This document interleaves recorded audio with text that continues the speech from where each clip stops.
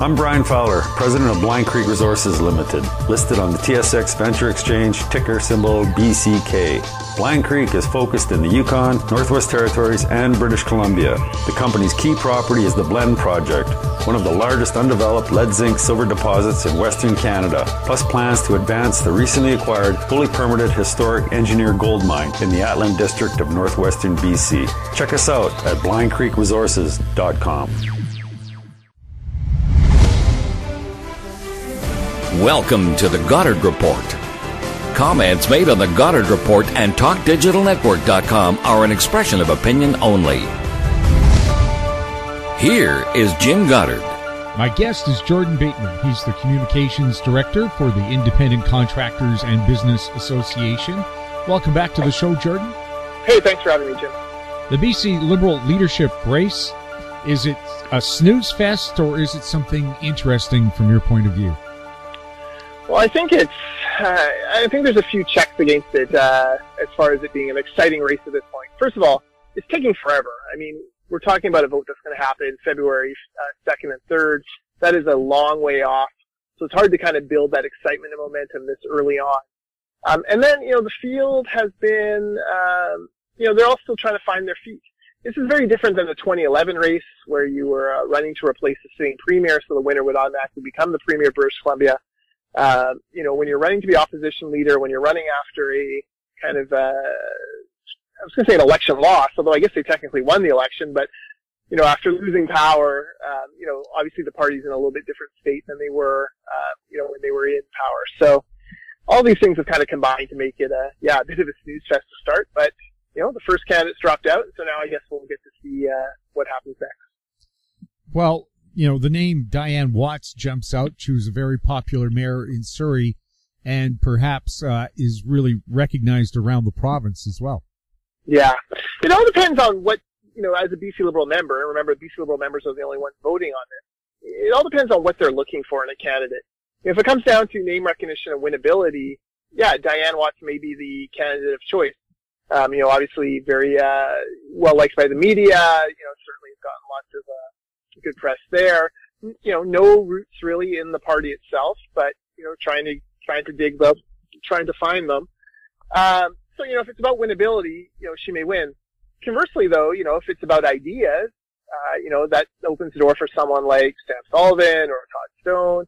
If it becomes a regional thing where there's a sense that you've got to break into Vancouver, that gives Wilkinson and Lee a little bit more strength. So. It'll be really interesting to see what kind of becomes the ballot box question in this for Liberal, for BC Liberals.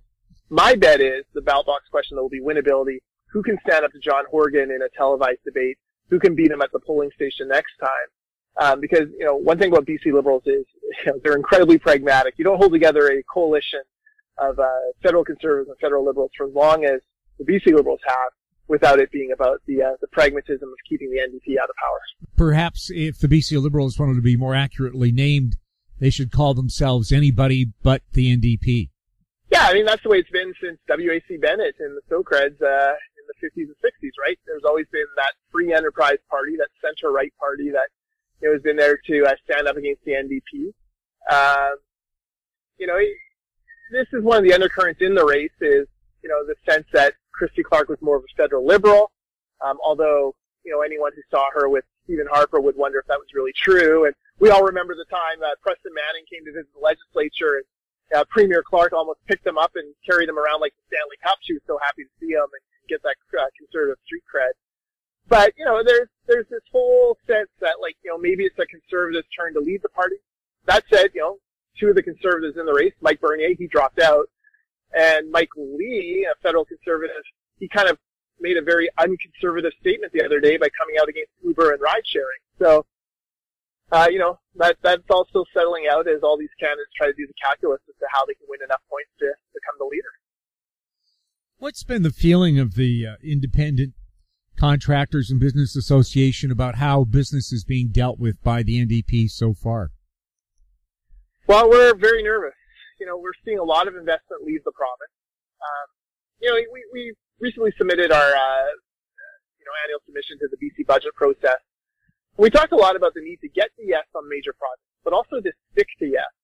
And what we're finding troubling is that this is a government that's willing to tear up, perfectly good projects or projects that have been reviewed to death, simply because they're not the ones who did the review. Site C, we're in week 10, I believe, or week 9 of a 12-week review process on Site C. This is a project that's $2 billion has already been spent, 20% complete, and now the government's thinking about reversing course. Well, that sends a very scary message to other investors who might be looking to put millions or even billions of dollars into the provincial economy. So this idea, you've got to be able to stick to it. Lana Popham's recent letter, for example, on fish farms. Fish farms, not exactly a burning issue for the Independent Contractors Businesses Association, but she sends a letter to this fish farm saying we're going to review your tenure agreements, your agreements with the province to use certain waterways and land. That's not sticking to yes. Some of these are companies that have been operating for decades in good faith and doing everything that they're supposed to do. And now you have the NDP government coming in and saying, no, we're going to review it and maybe pull your license and essentially put you out of business. That does not make for a good environment to invest. Well, I made a little comment on Facebook about everything like Uber being re-reviewed again. Is these people spent nearly 2 decades in opposition. They didn't have any time to come up with their own ideas or plans? Yeah, that's frustrating. You're exactly right. And the funny thing is they've now reached out to the Green Party and said, look, our legislation writers will help you write legislation so that, you can write smart laws that will actually work. Well, what they're sort of admitting is that, all these laws, private members' bills that they put in over the years when the Liberals were in power were not smartly written, right? They were not ready to become laws. And all of a sudden you realize why the BC Liberals voted every single one of them down. It's because, they were not, crafted properly. They would not stand the test of course or time. So, it's part of the curse of, the curse of being in government and going to opposition is that you're held to account for your record. Certainly whenever the Liberals complain about transparency or anything, reporters, and bloggers and social media are quick to point out all their failings as government. Well, the same needs to be done for the NDP. You guys were in power. David Eby came out with all sorts of solutions to the housing affordability issue, none of which they've implemented. And you kind of wonder, were they just talking out of, were they just talking out of the side of their mouth? They just make things up on the fly, or were they actually coming up with reasonable, smart policy alternatives? The lack of progress tells me probably a little bit more out of talking out of the side of the mouth. Well, looking back at Christy Clark's throne speech, it seems to me the NDP, when they voted against it, really voted against their own proposals.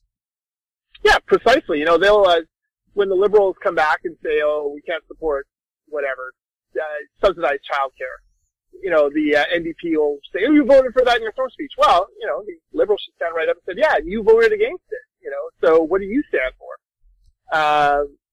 It's a weird political environment we're in right now, and frankly, it's going to be weird until we get a new BC Liberal leader who can kind of clear the deck, put a big sign on the party that says under new management, and sort of start to rebrand them and get them away from the past, 7 years of the Clark regime.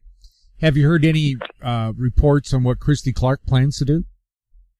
No, I actually talked to someone who had dinner with her, and he said she was in great spirits, like upbeat, thoroughly enjoying being away from public life. So it seems to me she's not in any rush to go back to that, but that she seemed to be doing well and seemed to be thoroughly enjoying time with Hamish. So, I think, for any politician, it takes time when you leave office just to heal up.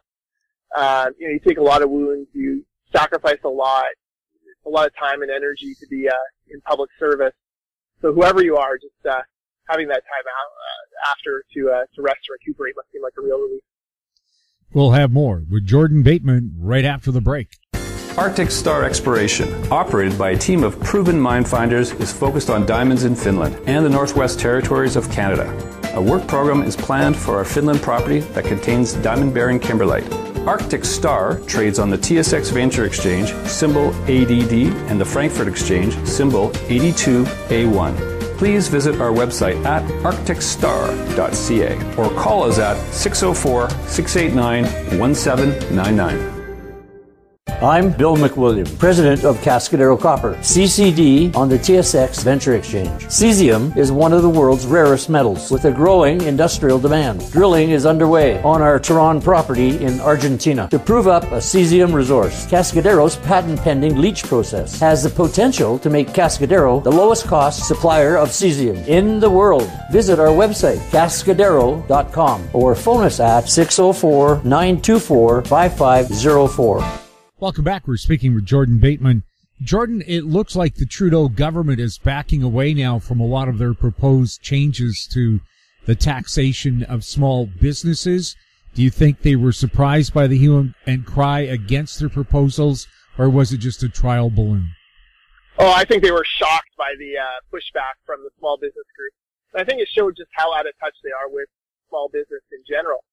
You know, some bureaucrat somewhere, some economist pointed out probably to them that, look, you know, there's lots of, you know, businesses being transferred from one member of the family to a son or a daughter. You know, they're not paying, you know, a full ride of taxes on that, yada, yada. So, you know, when you actually start to do the numbers, you realize, you know, you only sell the business once to a family member. Like, it's very, you know, rare that that actually happens. And so, you know, the Liberals started to bring all this pain on themselves for very little gain. You know, at this point, you know, where we are today, I don't know how Bill Morneau survives this. Caucus clearly has lost confidence in him. I mean, they practically rebelled to get him to change this thing. He rushes in now with small business tax cut, which is great, but, you know, hardly a solve for all the pain they put these businesses through. He called the huge sectors of the economy, you know, essentially tax cheats, for using, you know, perfectly legal ways to lower tax burdens, ways brought in by, you know, Prime Minister Trudeau's father, Pierre Trudeau. And, you know, he's hiding his French villa from documentation. He hasn't put shares in a blind trust. He's maybe picking up as much as $150,000 a month in dividends from his former company. Like, I'm not sure how this is. I just don't see how he can survive this politically. The call for his head is just going to be too loud and go on for too long. Well, Morneau today says he's going to put his stuff now in a blind trust, but he owns a financial company. He changed the rules for financial companies right out of the gate. So if there was any benefit to be made, he made it. Well, yeah, and he had kind of already told people that these things were going in a blind trust already, that he had it all taken care of, and it turns out he hadn't. So, you know, how do you take him at his word now? Yeah, you know, it's a tribute. I gotta say, you know, a lot of small business groups across the country, including our own, banded together on this. You know, were relentless on this and really showed the human side to what it takes to own and operate, start to run a small business. And, you know, we're really proud of those people. And, you know, for us as a contractors association, you know, we have, you know, I think 90% of our 2,000 member companies, 90% of them have fewer than 10 employees. So they are these small businesses. And a lot of them are, you know, the husband, you know, works on the ladder and does the work, and the wife, you know, runs the office and the accounting and, you know, takes the phone calls and does that. It's like a true partnership. And so to spit in their faces and claim that somehow they were tax cheats because they were sprinkling income, between the two of them, you know, really offensive and something that the, federal Liberals will be trying to heal for a long time. Well, as a farm kid, when they said sprinkling amongst children, I remember being 5 years old picking potatoes. And I once said to my mother, I'm bored. And I think, she wrote up a list of 120 things to do that still might be on the family farm blackboard. Yeah. Yeah. So when they said children shouldn't be included, I don't know. The people who think about that obviously never grew up on a farm. Yeah. And, you know, talking to tax accountants, you know, they told me that a lot of this income sprinkling for these kids really were during university year. So, you know, small business owner putting their kid through school, and instead of maybe just paying directly the tuition, they would do it through giving them a small percentage of the business income and doing that. Well, you know, small business owners sending their kids to school, that's a good thing, right? Like, that's something we want to encourage, you know, especially if it means less student debt for those kids coming out. Like, why are we punishing these people for doing this? It's not a loophole. It's not something, you know, that they're, you know, breaking the law to do. You know, it's in there as, you know, for specifically this circumstance. So, yeah, it was really a slap in the face to small business owners. And I'm grateful that so many groups and small businesses made their voice. We'll have more with Jordan Bateman right after this. Glance Technologies owns and operates Glance Pay, a disruptive mobile payment technology now live in 16 cities in Canada and about to launch in the U.S. With revenues up 664% in the last quarter, Glance Technologies has the potential to be a worldwide leader in an industry projected to grow to $1.3 trillion in 3 years. Glance Technologies stock symbols are GLNFF in the U.S. and GET in Canada. Find out more at glancepay.com. In Goddard we trust. Welcome back. We're chatting with Jordan Bateman. The BC government, before they were elected, said they were in favor of ride-sharing services like Uber. Now they're putting it back in the hands, a study being done by the same guy who has studied it before. Can't they read his first report? They should. Look, this is all about one thing, Surrey. So there's this perception in politics that the Taxi Association wields a inordinate amount of political power in Surrey. I'm not sure that's exactly true, but it's certainly what the perception is among the politicians, and of course we know perception is reality. So, with Surrey being such an important swing series of ridings, and frankly the ones who swung the election from the Liberals to the NDP, or brought the NDP close enough that they could form this coalition with the Greens, the NDP will do nothing to damage their electoral re-election chances in Surrey.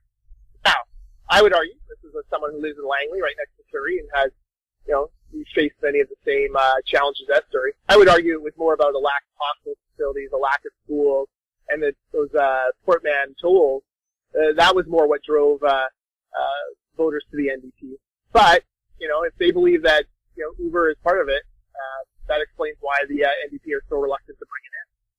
Well, CTV did a good investigation into people acting as de facto taxis, say on a busy Saturday night in downtown Vancouver, where you can wait hours for a taxi.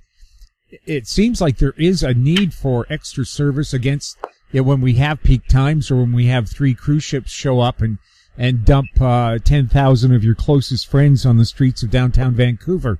Wouldn't Uber or other ride-sharing services look after that surplus of sudden customers that the taxi industry just can't deal with? Oh, absolutely. Look, if there was no need for the service, the taxi organizations wouldn't be fighting against it so hard. If no one was going to use it, they would just let it come in and let it die. But they know full well that Uber is a industry killer, and they don't want to do it. But you know what? What we're doing here is we're really reaping the poison fruit of a tree that was planted long, long ago. When governments decided to, sell taxi licenses and really pervert the open market,